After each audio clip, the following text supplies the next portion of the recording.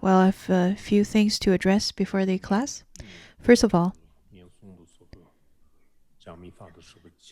it is about our chanting before class.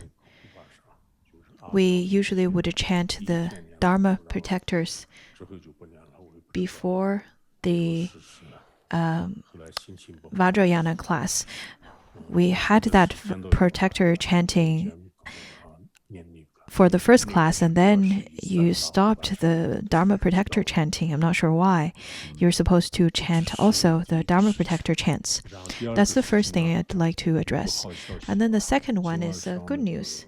The good news is that we will regain our electricity tonight at 9 p.m. That's the information I received. Not sure if it will happen, but that's the information I've received. And I'm simply making this announcement. This is the second thing. Third is a bad news. It is that the COVID has spread to the Kanding region that is very close to Laronggar. A few different places, including Mianyang and Chengdu, those cities that's surrounding Laronggar, that's not too far away from Laronggar, those large cities, in fact, are currently under strict management. There are lots of urgent notices that's sent out, including our county, that is Garzi County. You probably already also heard that the pandemic has been spread to the city Nanjing and other places in the mainland. In fact, the Sichuan province that we located in, we are rather quite open for a while. But this is impermanence, though that we've been more open to everyone for a little while, but now we're going to be under lockdown again. This is indeed the conventional truth, such kind of impermanence that happens in the conventional truth. It would happen. Sometimes it makes us happy, sometimes makes us upset. And this is the conventional truth, and we should try our best to realize the ultimate nature rather to abide in the conventional truth.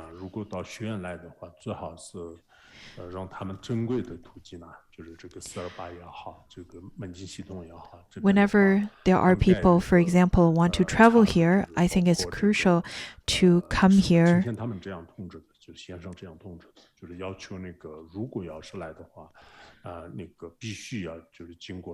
through a specific route where you can take the tests for COVID.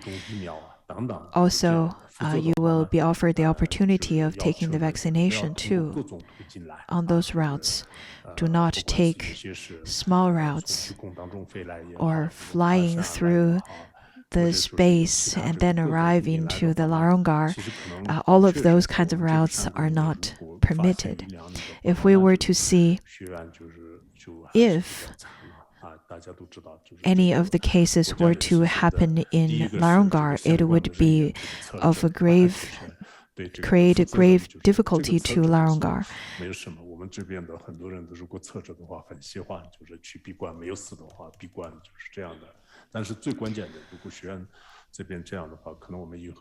As practitioners, of course, we are not very much afraid of being under a lockdown, and we feel rather quite happy about it because we can engage in retreats and so on. But for the state and for those management team, it would be very difficult for them. The various places that we have over here, our various departments, our, for example, the hotels that we have over here and all the other buildings and so on. I think you have to come up with some strategies of working with it. there are some of our guests who are staying here and had not departed from Larangar for a while. You are still permitted to stay here. However, we do not allow any new people to enter Larangar right now under these circumstances. Another thing I would like to address is that I really want all of our departments to be vigilant.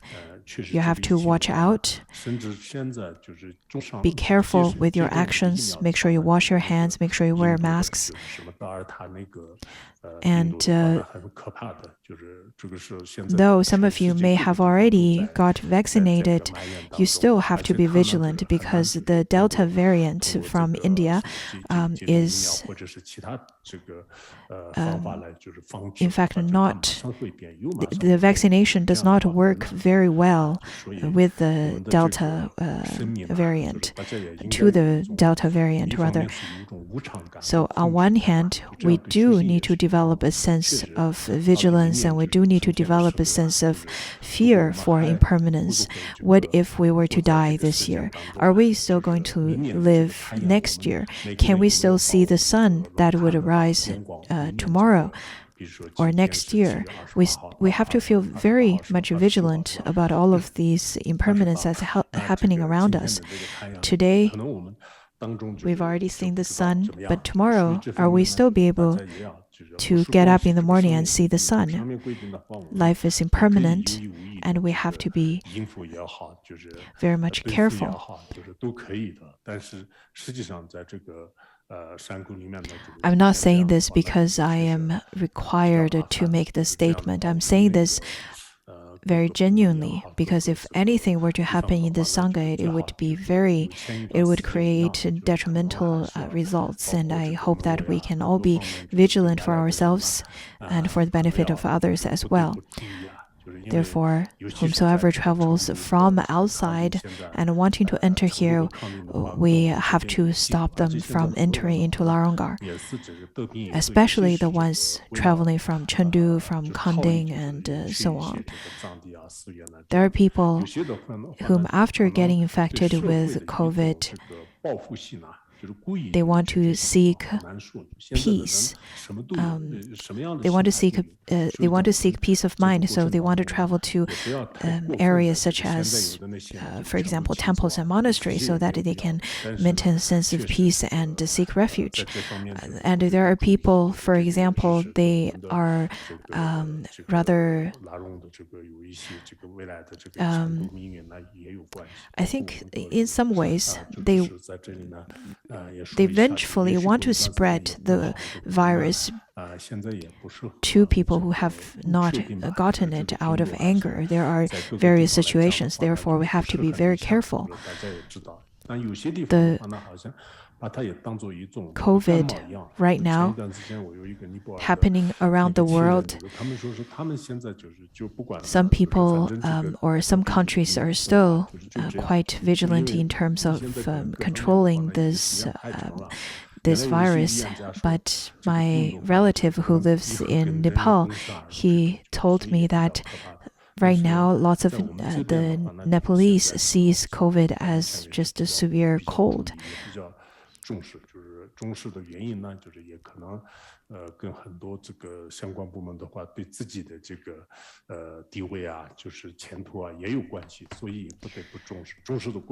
We have to be careful.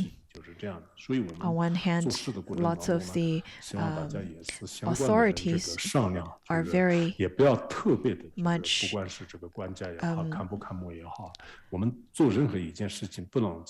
scrutinizing the situation right now because it's directly related to their post, whether they will lose their job or not. On the other hand, I think we need to all be vigilant for the benefit of ourselves and of the whole Sangha as well. That is why I'm making this announcement. That being said, I don't want to create any fear within you, within this Sangha. But on the other, I do want to make sure that you need to be careful and you need to understand that. So from today, by 12 o'clock, the gate will be under strict surveillance, and whomsoever can enter, they have to have an ID. The reason I'm mentioning is because there are people who don't have an ID, and there are people whom want to travel to other places, and then once they want to return, it will be very difficult and troublesome. So that's why.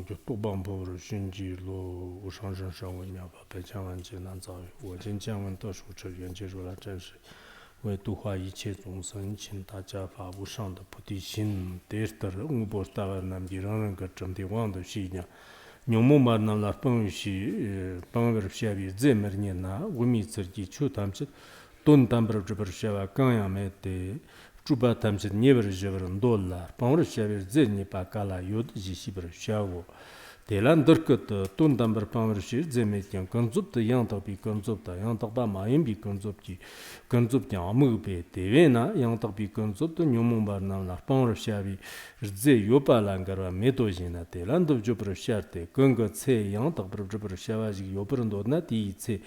Yopati Tsen, Consumpti Ship, Eva Tamche, Yang, Division of Jupiter Rongerla, Kungatse, Young Double Jupiter Shava, Kansi Jupiter Maper and Dopa Tse, Consumpti Ship of Tamchen, Gom Number, Maper Ship of Tamchen, Gom Number and Euro.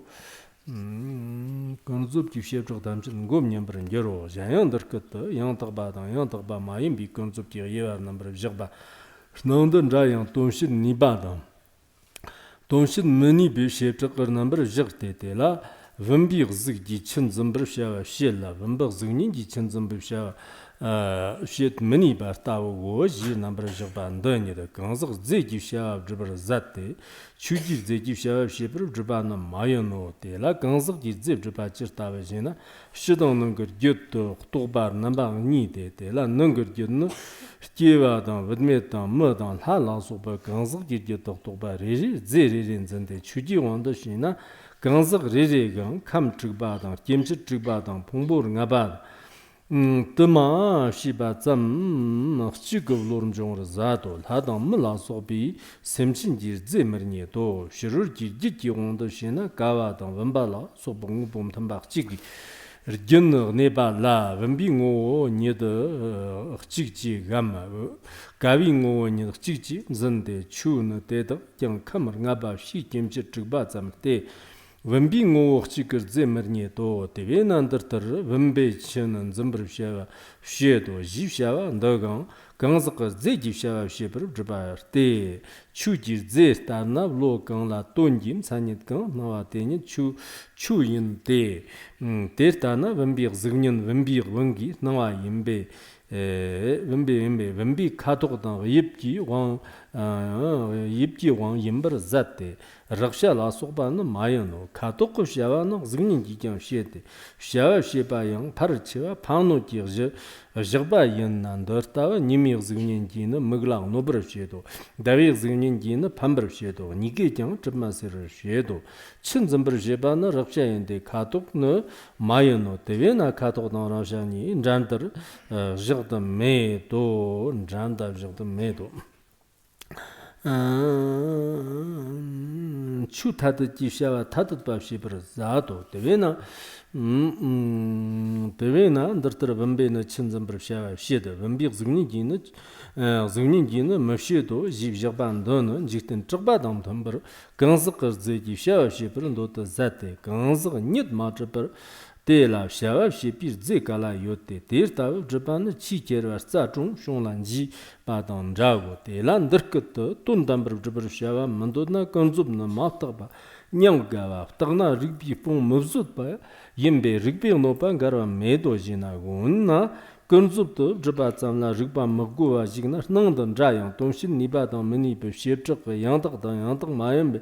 Remember, Joko Jibanda, Rigba Mayanam, Rigba Mayanam, Dirter, Yang Tabur Dripian Rong, Rejik Zam the Dripian Ronte, Ranrango, Sami Dribber Shipi, Rigby Pong Zamian, Mavzotna, Tarnit Zamian, Chirter of Dribber and Gera, Wherna Dripon Jumber Shipi, Lambochi, Pongo, Tsogo, Kurne, Toy, Chirdi, Kurva Ponzo Partava, Mayanda Zan Yang.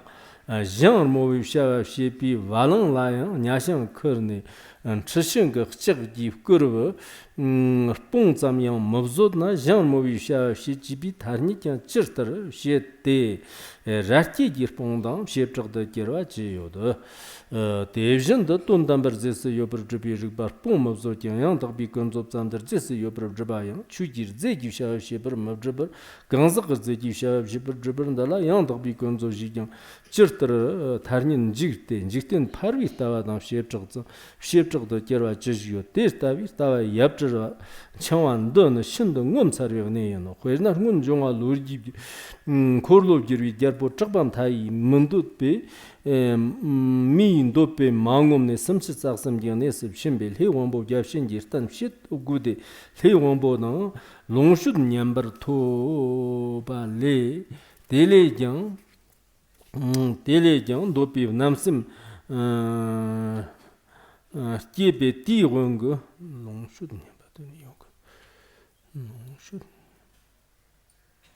Ti wang zami wang the long mumber kirne mernamla jiba yirn the seer yin slar meba dagchig namji rganr namle tunan yirn the tambo rgerbo chakban tai ji shabe yirino ji toso jir meba dang dopesim nati marmer lungu shoba jend tenye the shivr kirdo der tavr kirwa mernamji toba dang shind ngom sarvanes kirde Shuo le shung renchin den top chakbam tai in the Hawang Gapshin, Nyambian de le Hagbi Mema Shung, Dopi Nati Seven de Liamanbi Mayang Meda, Emma Kie Herden, the Lav Dachar Namjin Sarders, Jipon Bartava, Chutamch, Tundamber Chubatamch, Neverji, Jibbersha, Kanyang, Mandrabartajanda, Yang Tagbi, Gunzo Kim Sanya, Spawa down long Rochelle, Ze Yopan Zunban Dun Shind, Mansamber. Zambarte ngum sarwa ni yano. 好，我们学习这个 Now let us get into the class of entering the way of the great vehicle. 还有呢，这个是 Again, I want to make sure that you understand, first of all, you have to receive an empowerment, and then you have to uphold the Samaya vow to make sure that you listen to this teaching all the way from the beginning till the very end. Do not interrupt the teaching. On top of that, you shouldn't have any discourse with your Lama or the Vajrasangha. Any wrong view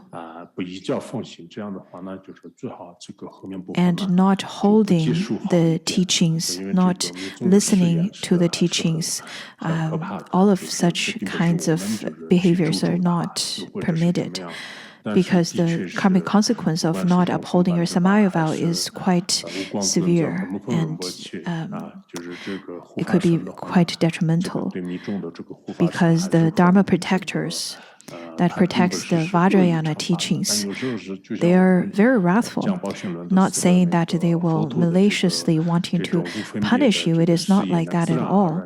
It is rather spontaneous, because it is a natural law. For people who do not abide or do not uphold the Samaya vow properly, naturally, the punishment will dawn on that person from the Dharma protectors. That's just simply a natural law. Especially Rongzom Pandita's teaching, this particular text, I had never given teachings on this before. This is the first time. Unlike the other teachings, sometimes I've already been given those teachings for a few times, especially Mipa Rinpoche's teachings. This is really my first time of giving teachings on Rongzom Pandita, on this particular text, rather.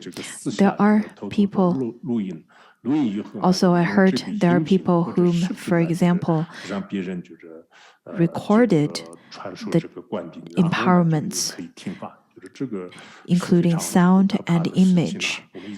And then there are people using these kinds of videos and audios to claim to the others that they can receive empowerments from simply listening to those audios and watch those videos. That is such a horrible behavior because this is not allowed. Some of our recordings that is happening over here, our official recordings, those are going to get into our archives. But they're not part of the transmission or empowerment. If you do not meet the prerequisites of listening to the teaching, forcing yourself or forcing those conditions, forcing those requirements to be met is not a wise way of attending Vajrayana teachings. If you're not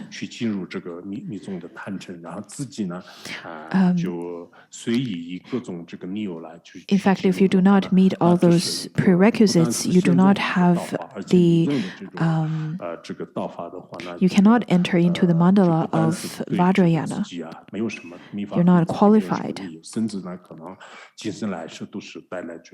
Even if you forge some of those conditions, still Vajrayana will not be beneficial to you. So you have to be aware of that. Well, this week, I will give classes on Fridays, on Wednesday, Thursday, and Friday. Only 3 classes. There will be no class on Saturday, on this coming Saturday. Initially, I wanted to give teachings on 4 days, but this week I can only give teachings on the 3 days. So that's the announcement for the schedule. Well, let's talk about the class. A few people may feel that, well, what kind of Vajrayana teaching is this? This is simply just debates. However, I would say that this text is very unique just because this text gives lots of those analytical aspects that come to or lead to the Vajrayana teachings. So lots of the analysis and the logics that's presented over here are really wonderful, especially for those of you who have very sharp wisdom. You will benefit. You will definitely be benefited with such kind of sharp wisdom. On top of that, if you generate certain insights and understanding of Madhyamika, then I think it would be easier for you to understand the teachings that's presented over here. And if you had never really studied on the outer tantra and the inner tantra, if you do not really understand the differences, it would be a little bit difficult for you to understand as well. It could be a little bit difficult. But if you have great faith and persistently studying it, it would definitely generate great benefit to you. After first and second class, I believe many of you would feel that, oh, I feel like I have no more afflictions because afflictions are not a solid entity. It is not existent.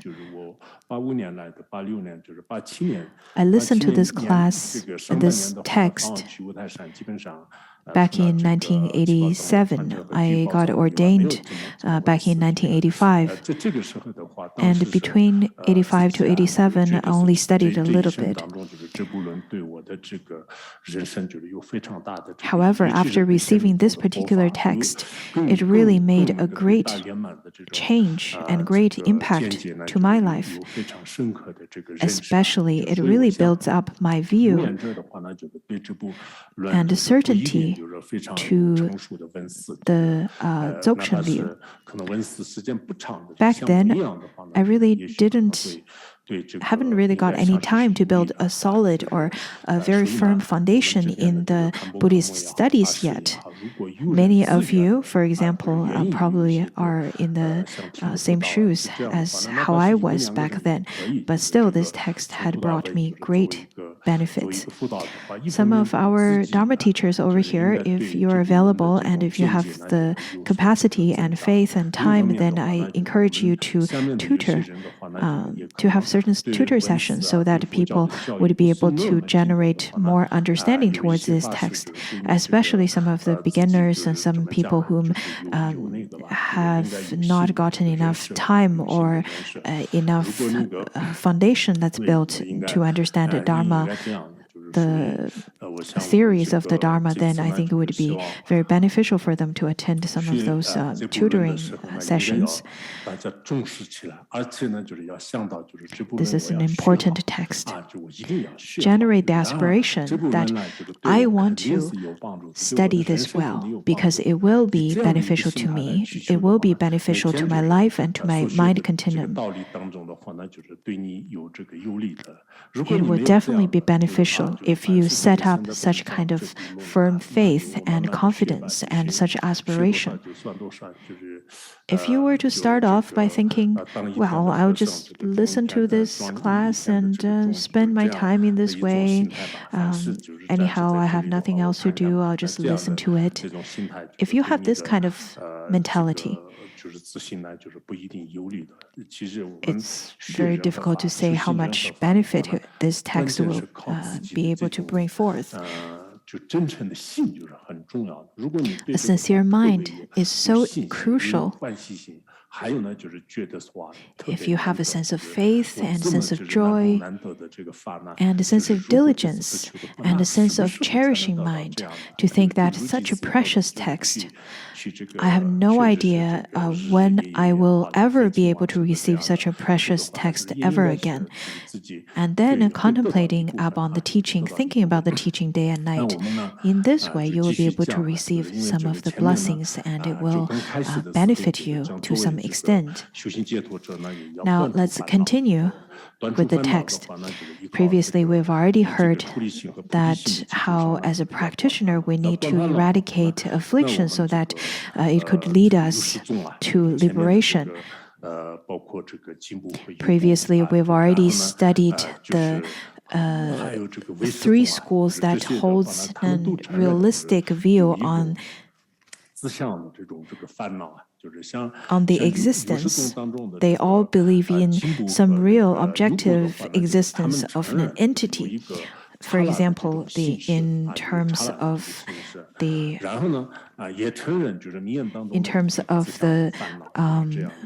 Sabbativada school, where they would hold on to a full existence of affliction, and then according to the Sautantrika, and then according to Sautrantika Sutravardhan, the Sutravardhan school, they also feel that the afflictions exist and have an entity. According to Yogacara, they feel that there is the existent entity that is called the perfect nature.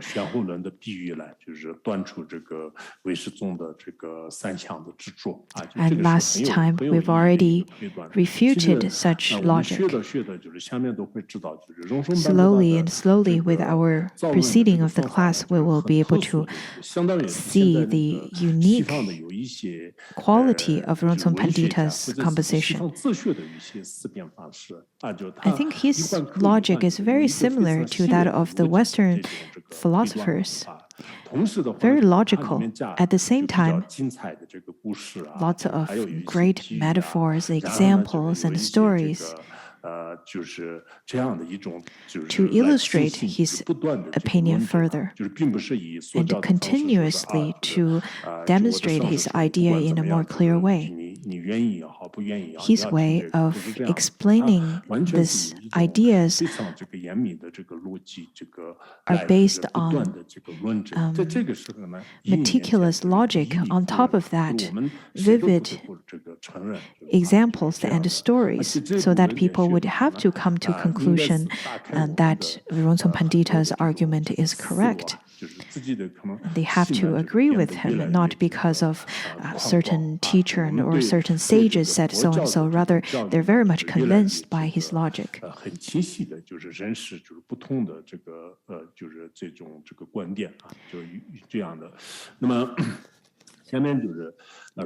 After studying this text, we'll develop a clear understanding of the various different views and debates from various schools of Buddhism. So let's look at today's class, where we've already talked about the three schools that holds on the realistic existence of phenomena. Now let's look at what we're going to study today. Well, for now, we've already learned that all the afflictions, in fact, do not have any entities that is to be eradicated. We've already studied that through the previous three schools. And today, let's look at Madhyamika school today. According to Madhyamika school, in fact, there is no entity that is recognized in terms of the absolute truth. According to the Madhyamika school, nothing has any true existent entity in the absolute truth. And in Madhyamika school, there are the two divisions. One is Sautantrika, and the other one's Prasangika. And today, we're going to study how Rongzom Pandita refuted Sautantrika. I think majority of you are very familiar with the Madhyamika schools and the Sautantrika schools and their view. Many of you already graduated from Madhyamika, the Madhyamika courses that's provided over here. So what is the Sautantrika's view? It is that after systematic analysis, they come to the recognition that all phenomena lack of an intrinsic entity. So it is more from a systematic logic and analysis.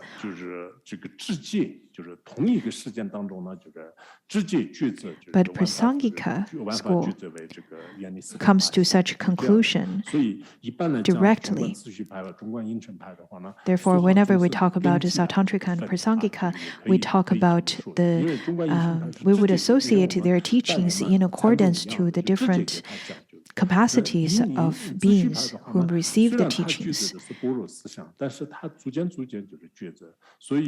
Sautantrika school, though, uphold such prajnaparamita thinkings, the transcendental wisdom teachings, the way that it is, the way the conclusion that it comes to is through the logical analysis, and it's by step and step.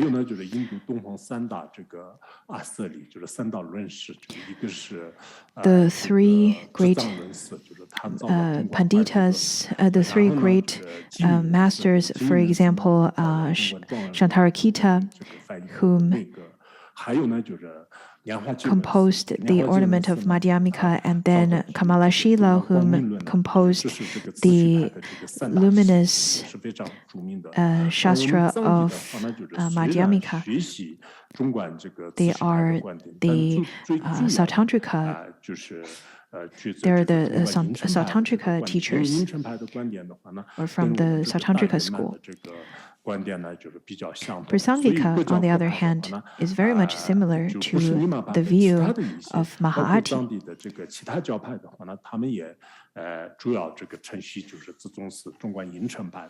In fact, not only Nyingmapas, many other schools, they would consider that they also uphold the Prasangika school of philosophy.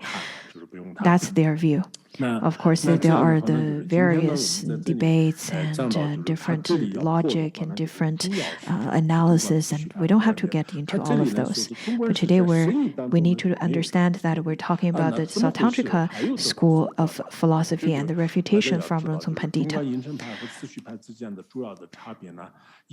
The main difference between Sautantrika and Prasangika, on one hand, is based on the audience whom receive the teachings. For Sautantrika is by steps and by stages, and Prasangika is more directly. Another main difference between the two schools is the Sautantrika school upholds the idea of how within absolute truth there is nothing existent. There's no existent whatsoever. However, within the conventional truth, there is still the existence or the appearance of such existence are recognized as entities or existent entities. And in terms of this conventional truth, there are the two aspects as well. One is correct conventional truth, and the other one is incorrect conventions. Of course, there are different, for example, debaters and different masters that uphold different ideas upon it, and they would talk about whether they would recognize illusions and mirages as genuine or true convention. 根本的这个区分点呢，就是说是这个中观银圣派师所承认的这些法都是他自己不承认的，就是随实相而承认的，因为他自己。But in general, Sautantrika, in fact, they recognize that whatever arises in this relative world, they would definitely recognize them as existent. Whatever relative truth there is that's being recognized by everyone else, they would say that, yes, it is true. It is truly existent. So when it comes to the entity of phenomena and when it comes to the entity of afflictions, in absolute truth, they do not have any entities at all. They're empty. But in conventional truth, they recognize that there are entities. That is why Rongzom Pandita gets quite riled up today, and his debate is quite interesting. Let's look at it. I'm not sure if you'll be able to understand the whole debate by yourself. That is why we still need teachers to give us the teachings to further explain this text.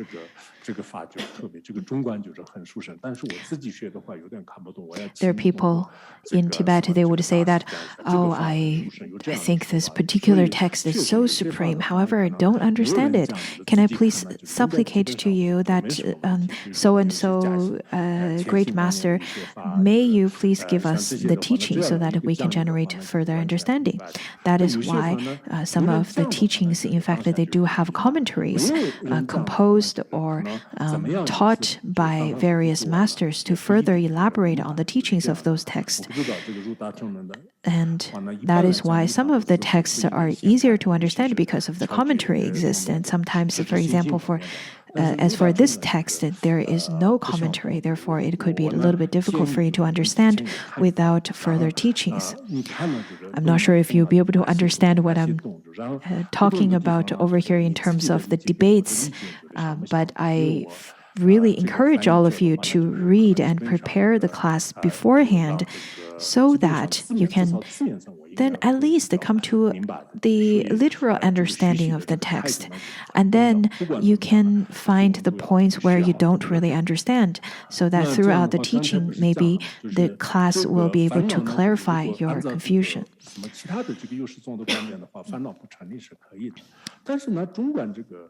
Well, to all of us, we understand, okay, through all of the other realist schools of Buddhism, we understand that the way they described how the entity entity of affliction do not exist. Okay, we understand that. Then how about to Madhyamika school? To Sautantrika school, the Sautantrika school practitioner then posed this question by saying that though in the ultimate truth there is no entity that is to be eradicated, through the various kinds of analysis, we already understand that there is no entity of affliction that is to be eradicated in the absolute truth, in the ultimate sense. However, in the conventional sense, we can still come to the recognition of that there are still the correct convention and the incorrect convention. What is incorrect convention? Incorrect convention refers to, for example, if you were to press your eyes and then you see the double image of the two moons, usually referred as the two moons, or if you see a mirage or illusion or a dream, all of those are considered as the incorrect convention. So we understand that the incorrect convention, okay, because they do not uphold any function in our life, therefore they're considered as the incorrect. Then how about the correct convention that actually creates a certain function in our life? Then that is called correct convention. What is correct convention? The correct convention, according to some masters, they would say that the correct convention has the quality of upholding the nature of the first noble truth, that is suffering. That is according to the 60 verses of debating on the ultimate truth.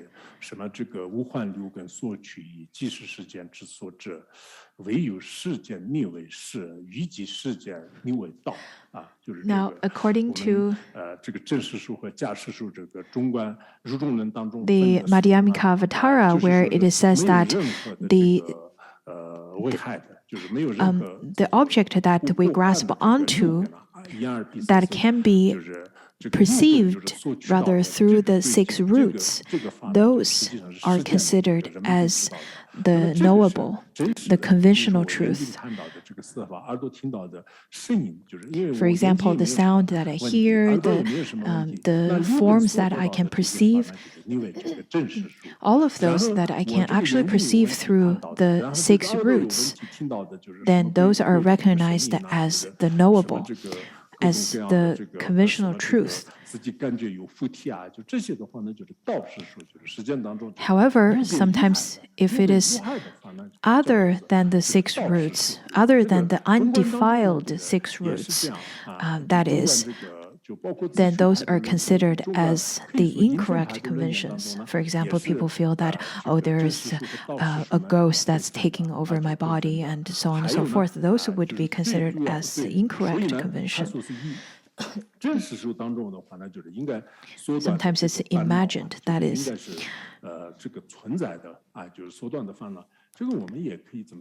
And over here, it says that in the true convention, afflictions, in fact, is considered as an entity that need to be eradicated.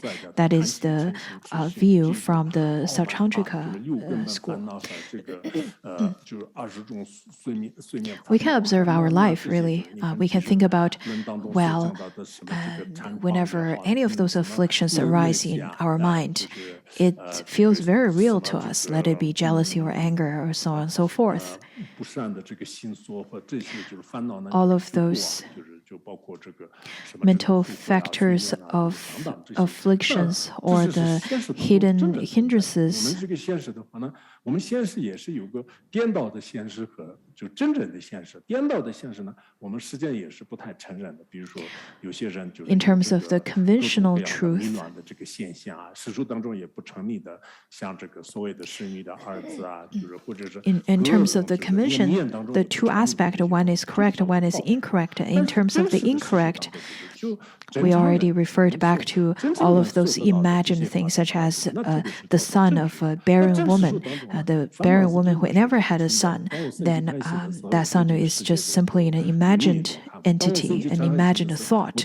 And then, on the other hand, there is something correct, where that can be perceived by the six undefiled roots.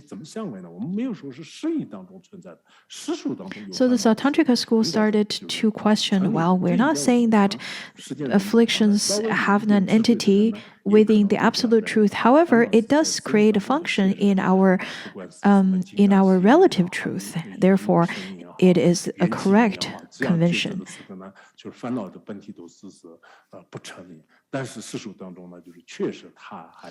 Though in ultimate truth, we all understand that afflictions do not exist, it doesn't have any entity, and it is not real. However, in our convention, in our real life, we still feel that whenever we have afflictions, we feel very much suffering, and we couldn't sleep, we couldn't eat. We're so disturbed by this affliction.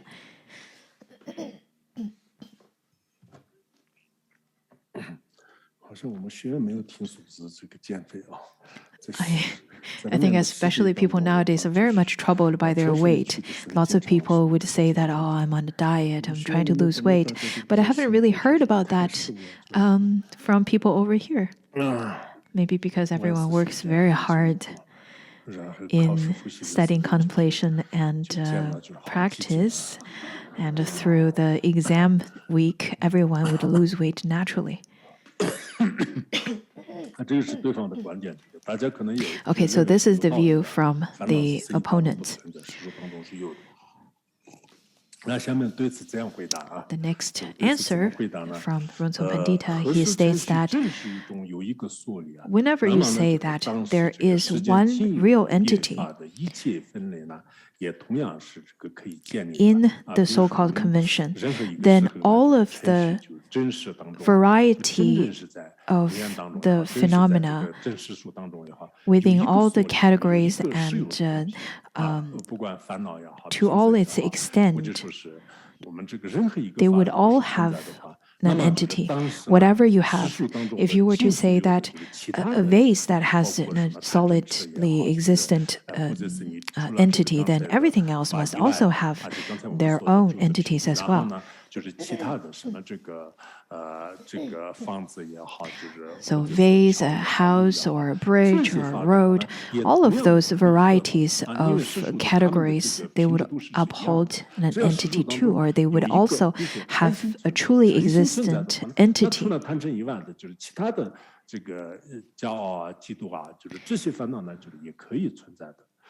Then whenever we talk about afflictions, it works the same way.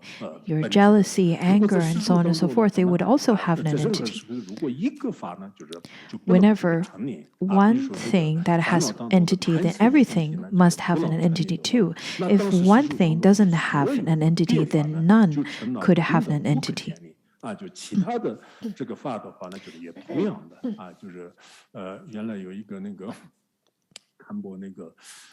remember that there was once a Khenpo who told me that after I got the passport, which took me a long time, that Khenpo told me that, oh, well, since you've already got your passport, then I must be able to get a passport too, since we're of kind of equal state. We're in the same situation. Similarly, if one thing exists as an entity, as a solid existent, then everything that is in the same situation, of the same state, on the same level, they would also have an entity that is truly existent. So on the other hand, if we look at the other hand, if one thing doesn't have an entity, then everything else would not be able to have any entities either. So this is the summary that he's going to further elaborate.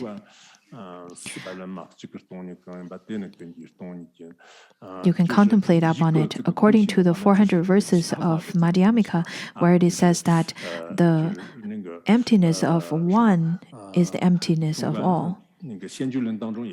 According to the clarity of the verses, where it says that if you know that one thing is empty, then through such kind of emptiness of one object, you will be able to understand how everything or all phenomena are of emptiness in nature. It is through such kind of analysis. If one thing exists, all the other things exist as well. If one thing doesn't exist, then none would exist. A great numbers of Zen masters, sometimes we see that they are depicted in such a way where they would hold a cup of tea on the first frame, and then the second frame he drops his cup, and then that is emptiness. Through such kind of auspicious arising, there are disciples whom could understand emptiness right away.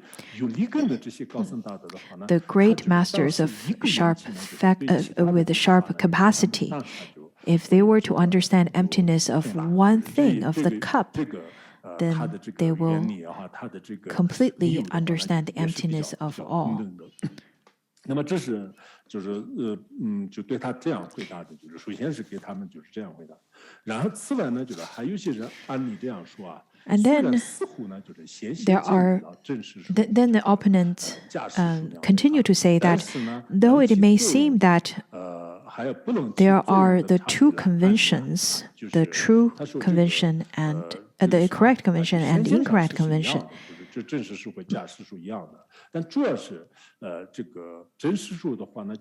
But how we differentiate the correct and incorrect convention is based on the efficacy, whether this particular object would be able to create influence or perform any function.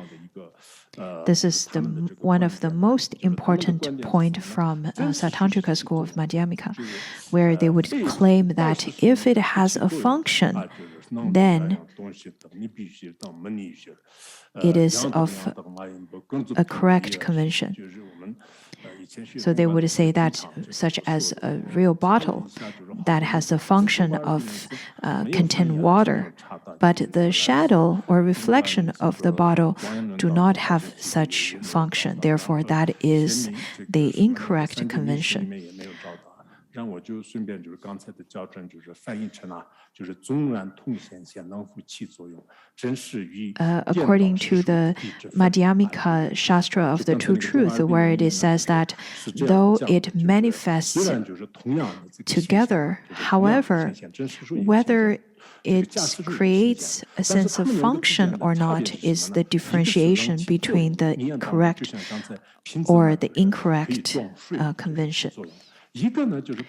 So let's look at this bottle. This bottle can hold water, but the reflection of the bottle cannot, though looks exactly the same as the bottle, it does not have the function of containing water.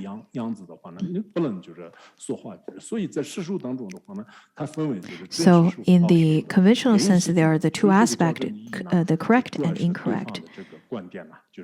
This is the opponent's view.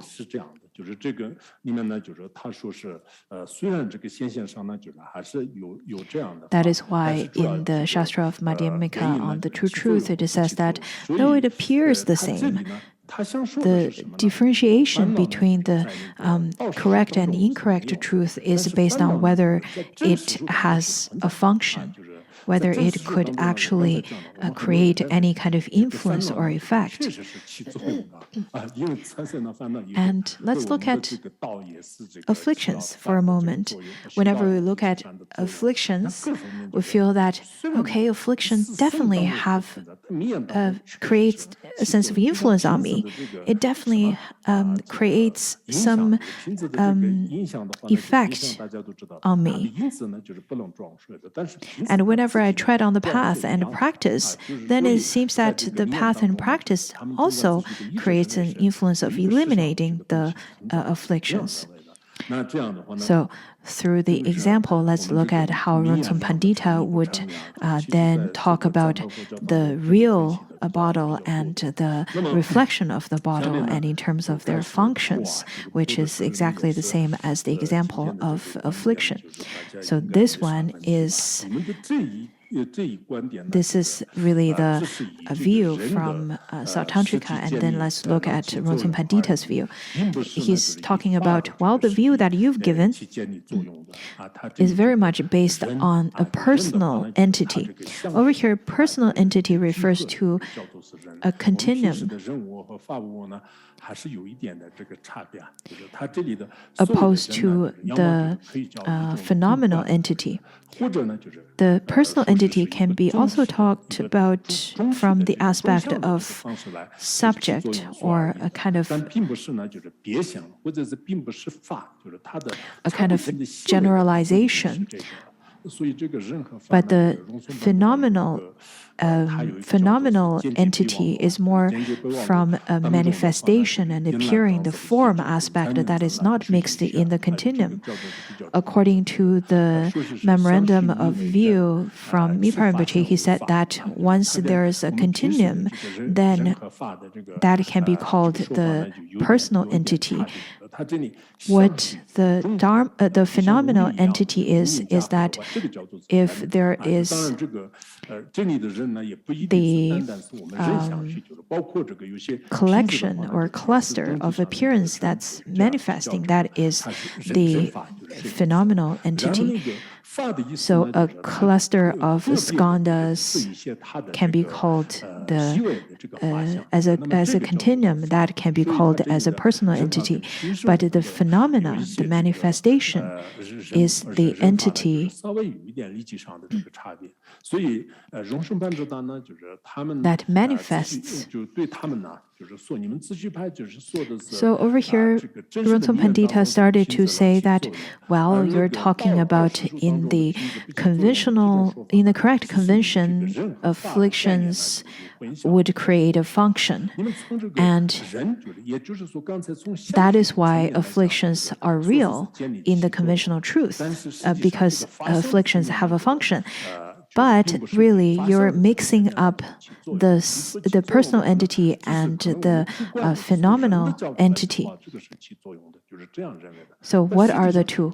Because when you're talking about the function, you're really talking about the function or influence that can be enforced by affliction up on the personal entity. You're not talking about it from the phenomenal entity. You're not talking about it from the appearing aspect that is simply a cluster of manifestations. If you were to ask, well, why would you say that? Why would you say that it creates function only based on the personal entity's point of view? Though it is stated in the personal entity, it talks about from the two aspects too.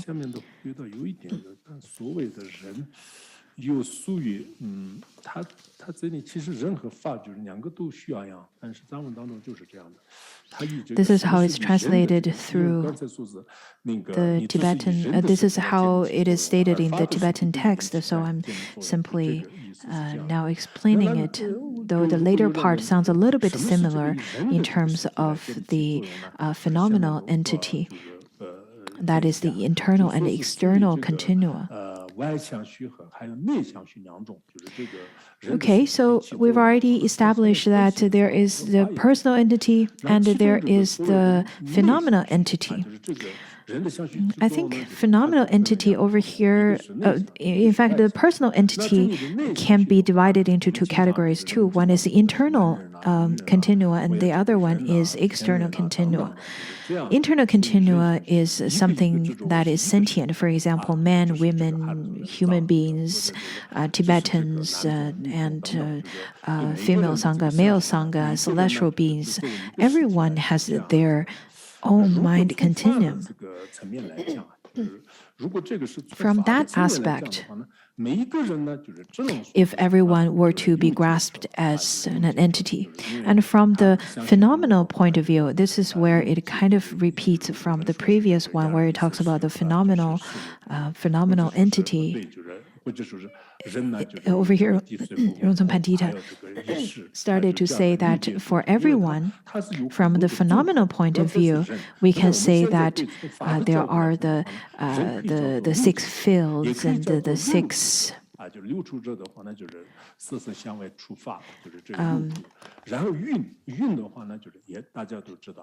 the 6 sense objects and 6 faculties and the 5 skandhas, that is the form, sensation, perception, mental action, and consciousness.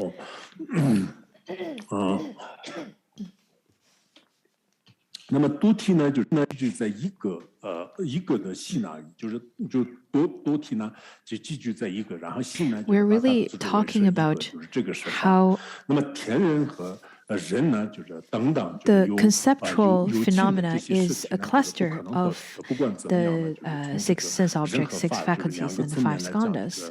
天人和人的这个从内向序的这个对内法相的话呢，就是它有一个人和还有那个法，就是从2个方面来这个分的啊，就这样的话呢，就是实际上是不管是从法。Okay, so in terms of the internal continua, there are 2 aspects too. That is the self or the personal entity, and the Dharma phenomena entity, or the person or person of phenomena. So the person and phenomena, the subject and the phenomena are part of the internal continua.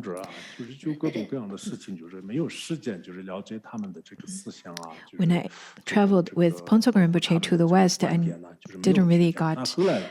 didn't get much of the time to relate to the Westerners. But I think I started to generate some more understanding about the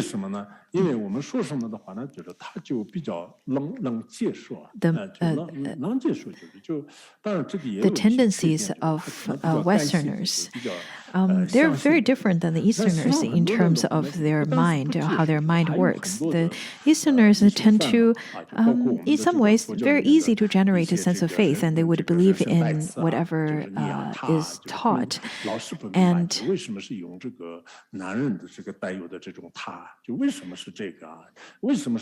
then for the Westerners, however, they would give lots of questions. They need to be many of their questions need to be answered, and they need to have the analytical answers so that they can be convinced. For example, when it comes to the gender issue nowadays, that they need to understand why certain sadhanas have they're from more of a patriarchal point of view, why it is addressed as the gender he or his, and then there are the ones, for example, who only would identify themselves as women, though having a male body, then they want to be addressed in certain ways. They're challenging the pronouns. They're challenging really everything through their analytical mind.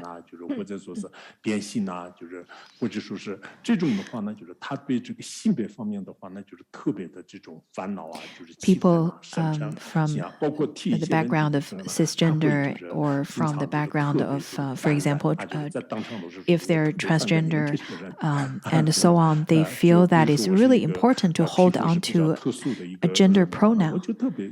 翻盖你们这些，而且他们很多都是也直来直去的，就这样就这样是，其实他们的这个观念当中的话呢，就对就是对，就是错就是错，就是一定要就是对错分明，而且在思想当中 similar to that kind of mentality or the way they grasp onto those terms, the Westerners tend to grasp onto right and wrong and justice and injustice very much and very solidly.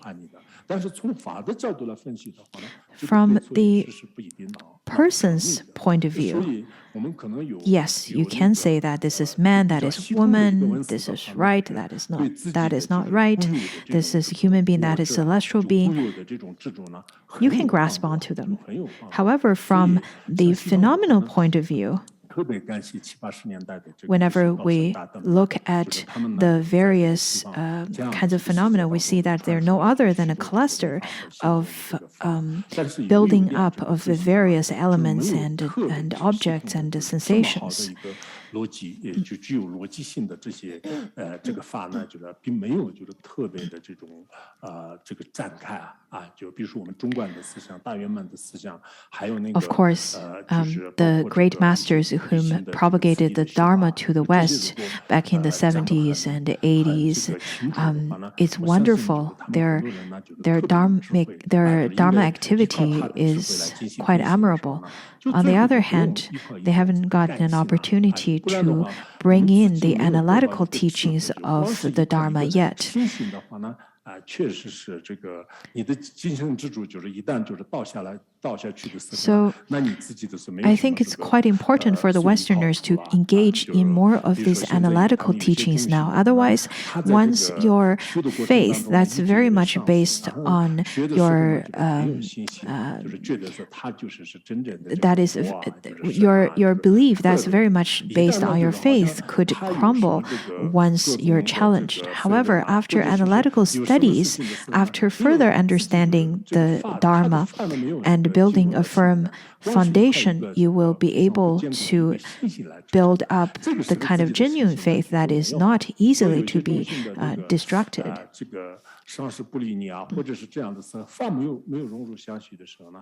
When Dharma has not infused into your mind, then all kinds of adverse situations could distract your Dharma practice and even your faith. And sometimes you would feel that, oh, my Lama's not talking to me, therefore I no longer have faith, and so on. I have to grasp onto the Lama. In fact, once you develop a sense of synchronicity with the Dharma, once your mind stream is infused with the Dharma, then you will no longer grasp onto all of those existence as a solid, or you would no longer have any solid existence, solid grasping towards any of those situations anymore. It is said in the Tibetan tradition that when the parents are still alive, you need to learn how to be independent. Similarly, when the Lama is still alive, you need to learn how to practice on your own.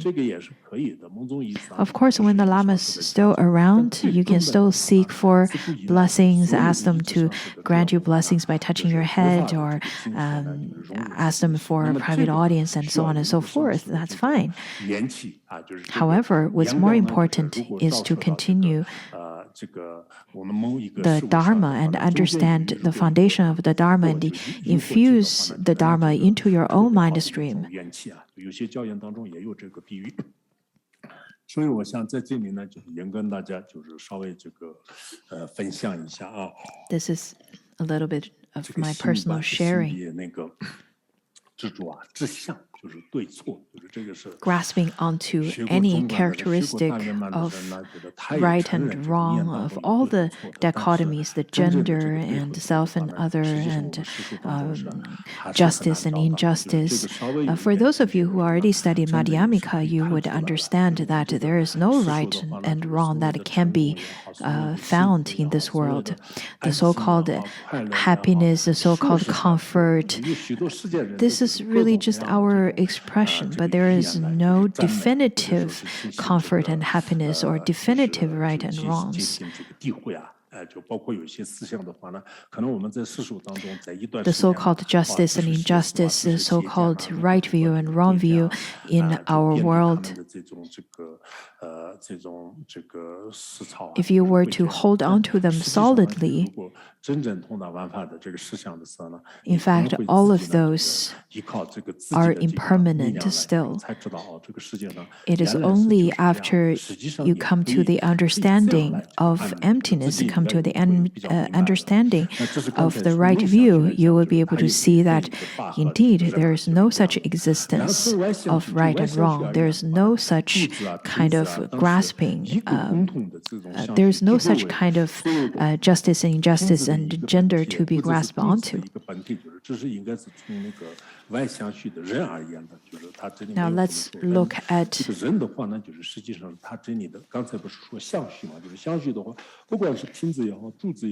Rongzom Pandita's further analysis over here. He continued to say that from the external continua, or from the phenomena point of view, the pillar or the vase or the bottle, they all have one common continua.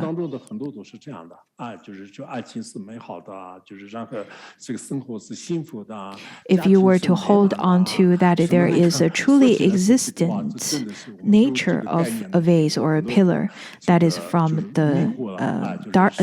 the phenomenal point of view, but those are no other than the nature of compounded. The worldly beings hold on to a true existent nature. For example, a family is happy and life is good and that is right, this is wrong, all of those. From the continua point of view, from the self continua or internal continua point of view, we can see that they are no other than the conjured, compiled aspects of the six faculties and six senses and five skandhas. And in terms of the external continua, the existence of the vase, in fact, there is no existent entity because they are no other than a cluster of form that is made by the five elements and six external fields. Other than those kinds of compounded aspects, in fact, there is no true existence of a bottle. We don't even need to get into the absolute truth to see that the bottle does not exist. If you've studied, for example, if you've studied chemistry, if you've studied physics and biology, you will be able to understand that, in fact, they do not have any solid existence. And then over here it says that the true nature of the vase is not an existent entity. You cannot come to such kind of conclusion. And then in this way, if you were to say that the vase has the function of containing water, then this is really from the person's point of view, because we are saying that this particular vase can contain water. If we were talking about the vase itself has such function of holding water, in fact, they're not from the point of view of the phenomena.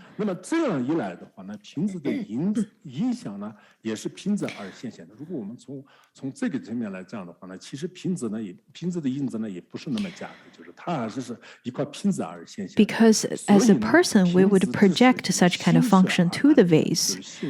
And we can further discuss this because let's look at the reflection of the vase, which looks exactly like the vase. If we were to say that the vase is simply made of the form or shape,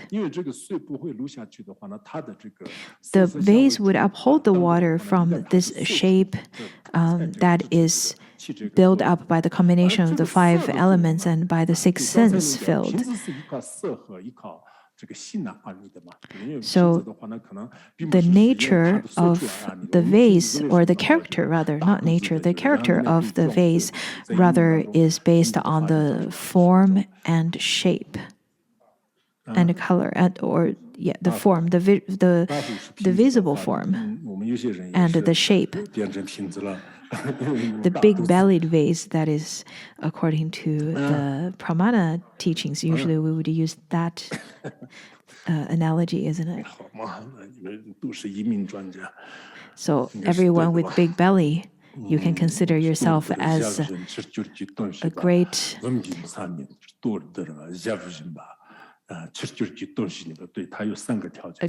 Pandita that has fully understood the analogy of big-bellied vase.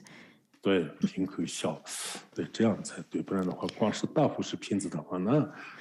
description of a vase, rather not a vase, a bottle, is the characteristic of a bottle is that it has a small neck and a big belly. So that's the traditional and classical description. The bottle is said that this is a bottle is based on its shape and form, but not from its tactility. If the vase is a vase, we call a vase based on its form and shapes. Then the reflection of this particular bottle is exactly the same. Excuse me, the bottle is exactly the same.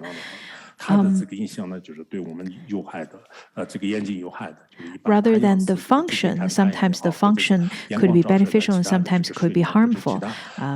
Traditionally, we would say that the light of the sun would harm our eyes and the light of the moon would benefit our eyes because it is purifying and it has a quality of cooling. Therefore, it is beneficial to our eyes. But both of them has the function.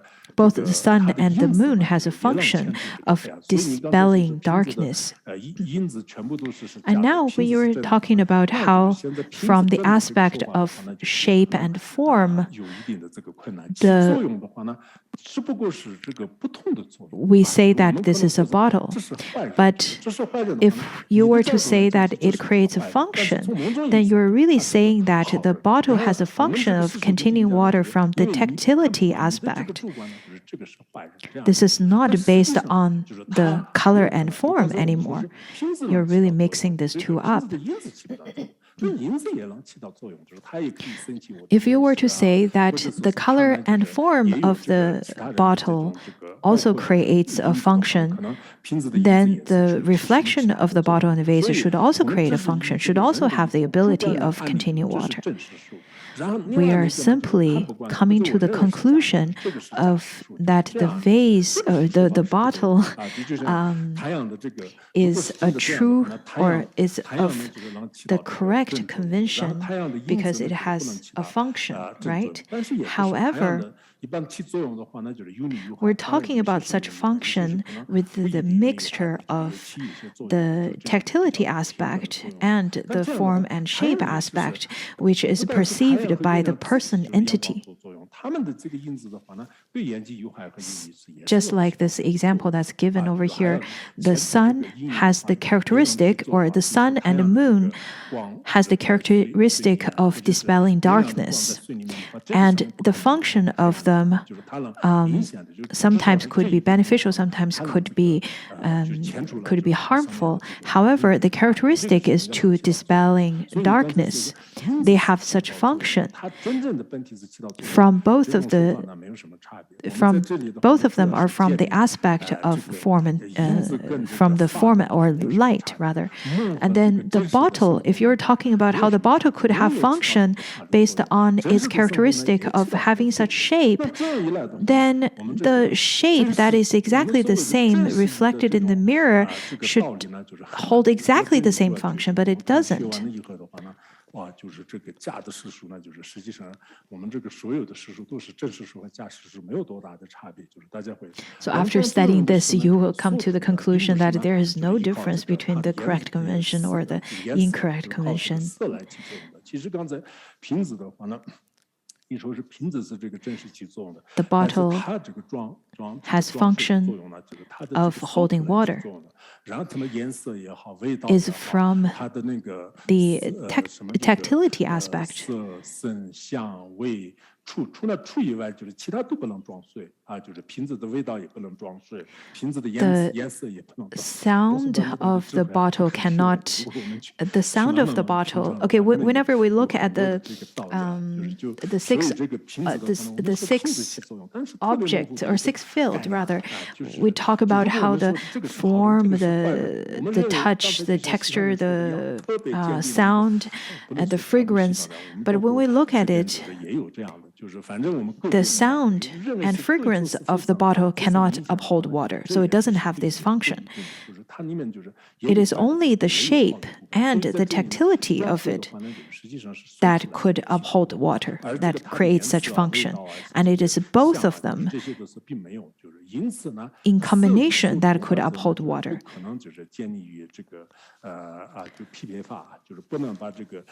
For such reason, because you cannot mix up the form together with the texture, with the texture or the material of the bottle.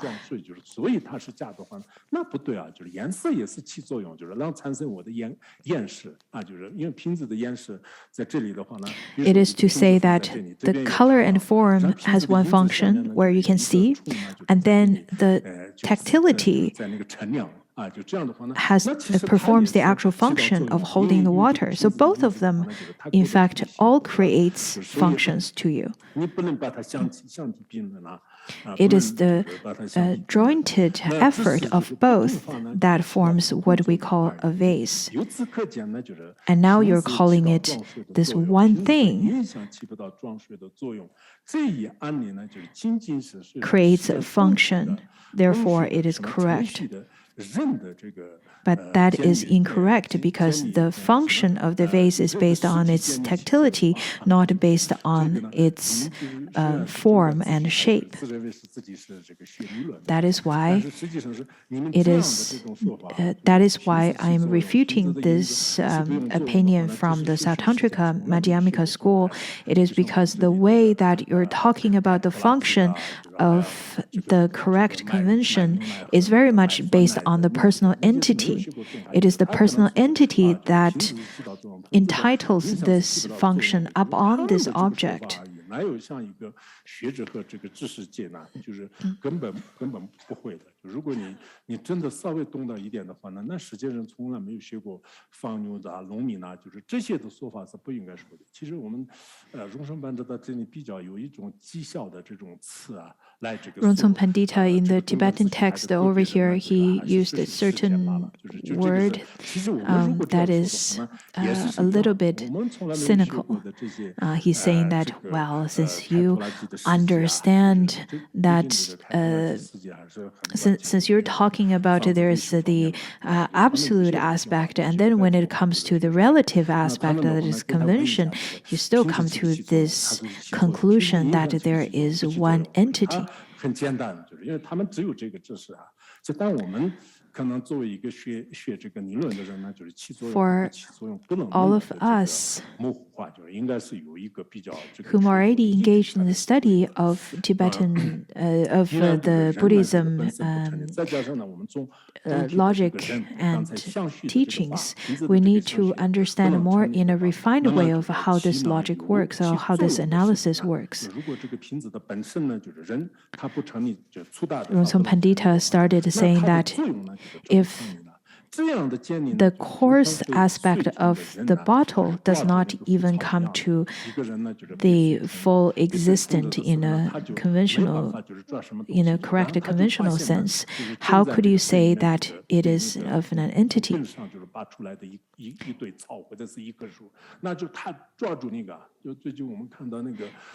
The way you're talking about it is as if someone who's desperately holding onto a floating blade of grass and trying to survive from a flood. Just like the flood that's been going on nowadays, we see how powerful the flood is. And if you were to grasp onto a blade of grass and trying to stay afloat in the flood, that is quite a pity.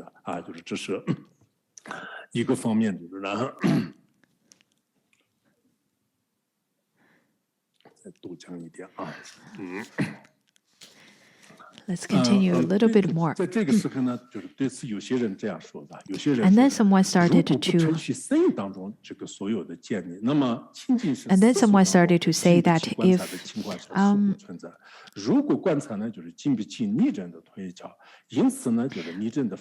someone started to oppose or started to providing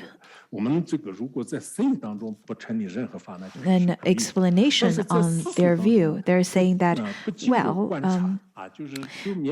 the way we're talking about it is that in the ultimate truth, we do not recognize that there is a true entity. But in the conventional truth, we don't have to make such detailed observation.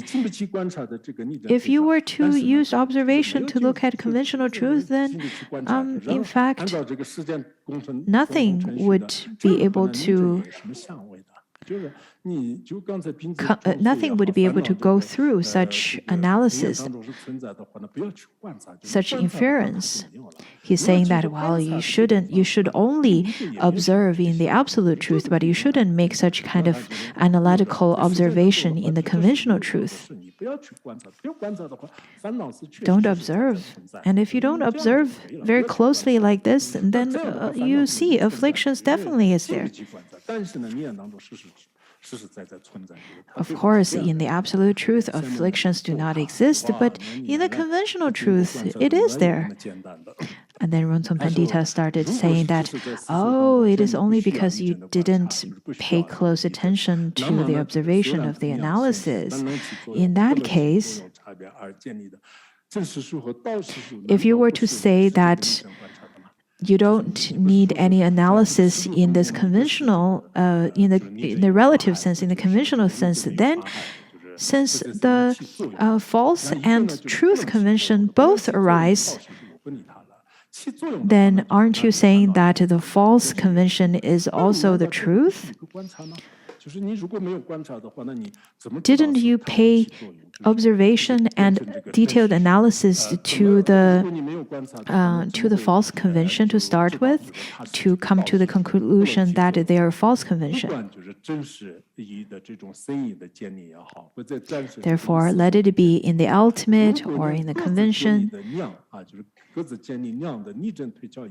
If you do not come to a conclusion with the valid analysis, if you do not have any valid,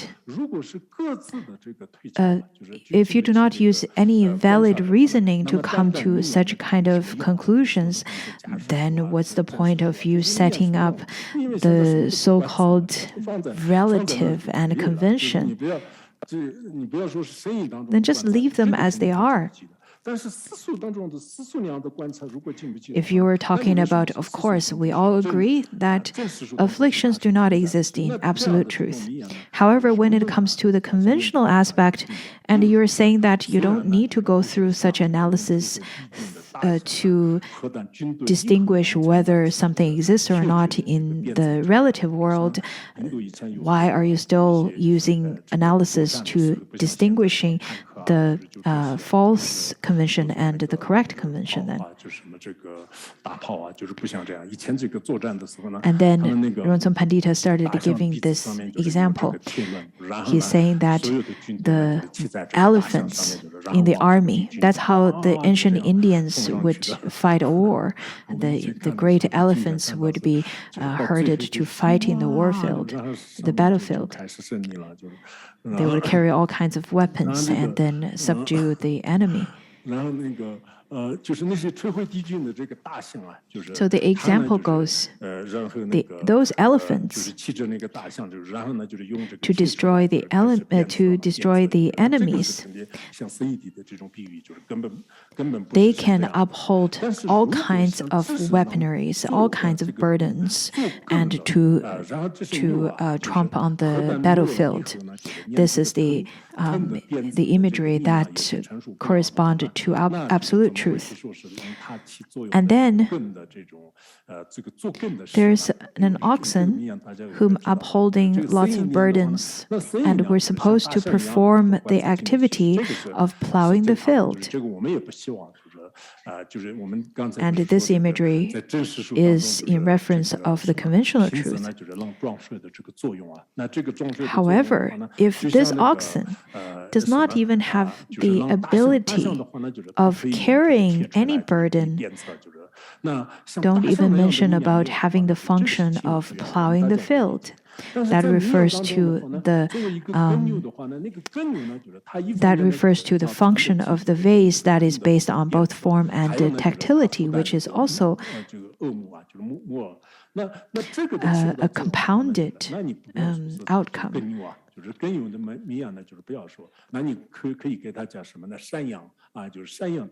If this oxen doesn't have the ability of plowing the field, doesn't have the ability of performing the function of carrying burdens, then you can name this oxen as a goat. What's the difference of naming this oxen in this way or the other?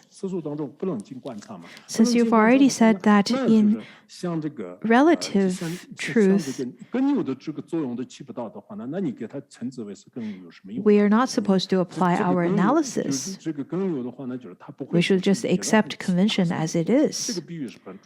Then you're really saying that whatever convention is, we should accept it as it is, even if it doesn't perform any function, or even if it is completely useless, just like how an oxen cannot perform the function of plowing the field.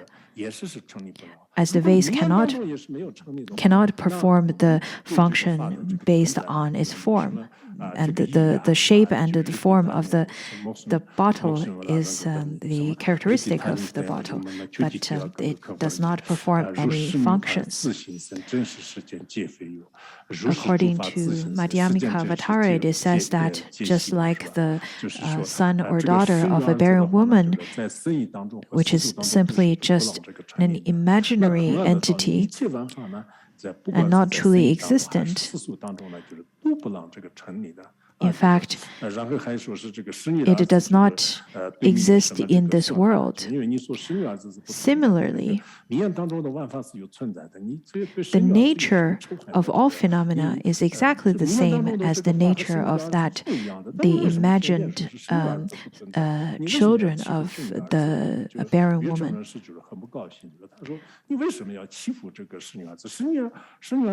Sometimes the Chandrakarti would debate by saying that when did the children of the barren woman had ever harmed you? Then why are you saying that it is all their fault? Because the children of the barren woman had never existed, and you cannot blame the faults onto him or her.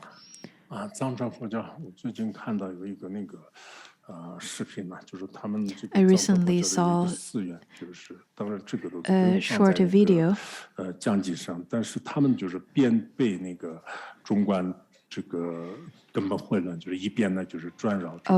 the group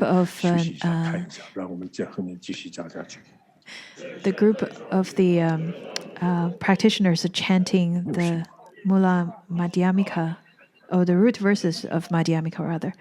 So let's look at it for a quick moment. They're circumambulating at the same time as reciting the root verses of Madhyamika.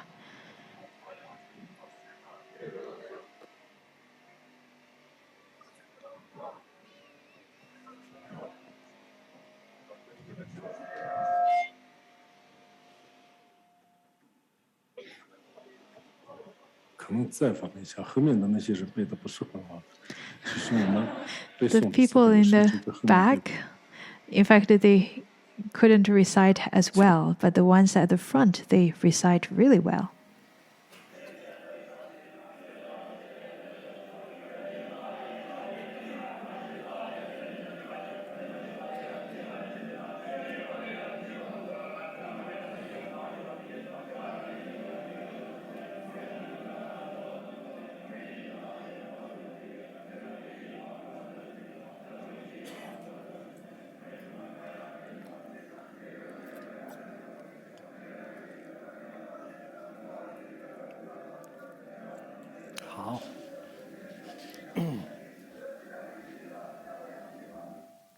OK， 这个地方稍微在后面还要讲。Let's continue just for a few more minutes. 刚才这个比喻大家要领。 That was the example that we studied earlier. I hope you understand it. 这个例证的观察。 Over here, to continue, Rongzom Pandita said that in the same way, while unable to withstand the burden of proof needed to establish something as an ultimate real entity, and given that whatever can be proven to be a real entity is, moreover, merely a correct convention, just how is it that the conventional expression correct convention is applied? And then what would be the distinction from the view of an extremely ordinary, mundane individual, just like a herder? If you were to say that ultimately it does not exist, but in the relative convention it exists, that is such an absurd view. It's rare and extremely absurd. If you were to say that as Madhyamika practitioner, indeed, there's nothing that's truly existent in ultimate sense, but how could you come to the kind of understanding that there is something existent in the relative world? To further demonstrate the absurdity of this view, then Rongzom Pandita told the story of an ancient Chakravartin whose name was Anantayasha. It was said that Anantayasha generated a great merit, and he was Chakravartin, the universal monarch whom shared great power.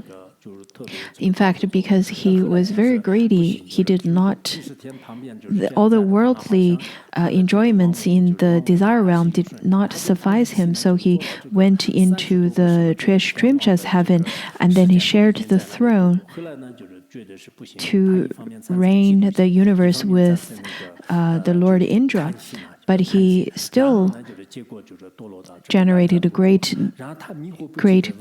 amount of greed. He did not get happy because of that. After ruling with Indra for over 30 periods of time, according to the Trishrimcha's heaven, he felt that no, he even needed more.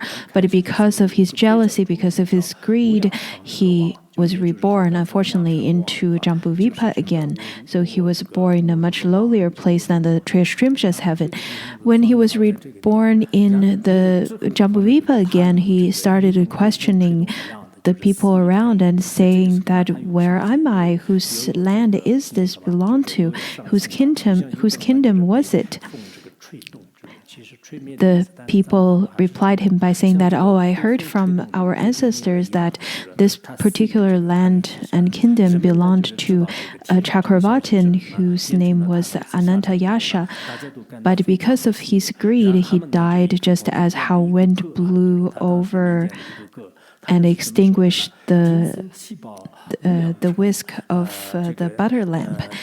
Then the people started saying that it was really, really sad because he used to share the same throne with the Lord Indra, but later he was reborn in a much lowly place because of his greed.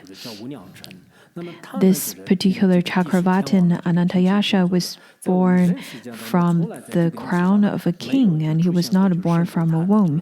He, at the time of birth, had already attained the 7 jewels. Therefore, he was considered as this great meritorious Chakravartin. Such kind of merit was accumulated from his past life, and when he made offering to the numerous Buddhas, but because of his insatiable greed, he died from such kind of illness of greed and desire. Therefore, he is considered as the lowliest of the lowly, even considered to the worldly, the mundane people. Though that he had lots of wealth and such a high stature, but he is also such a poor person at the time of owning everything in this world, being a universal monarch. However, because of his insatiable greed, he died of that and then being reborn in a lowly place, which is really poor. What a pity. Now, what's the meaning of this particular story?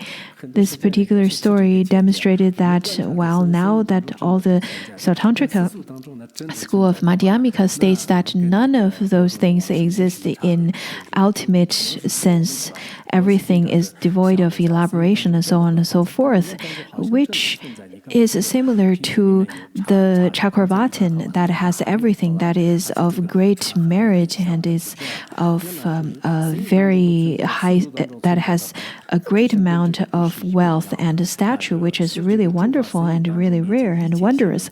At the same time, if you were to state that all the conventional truth really exist, then it is like the lowly death of the Chakravartin. So this points to the unreasonable and absurdity of such kind of view.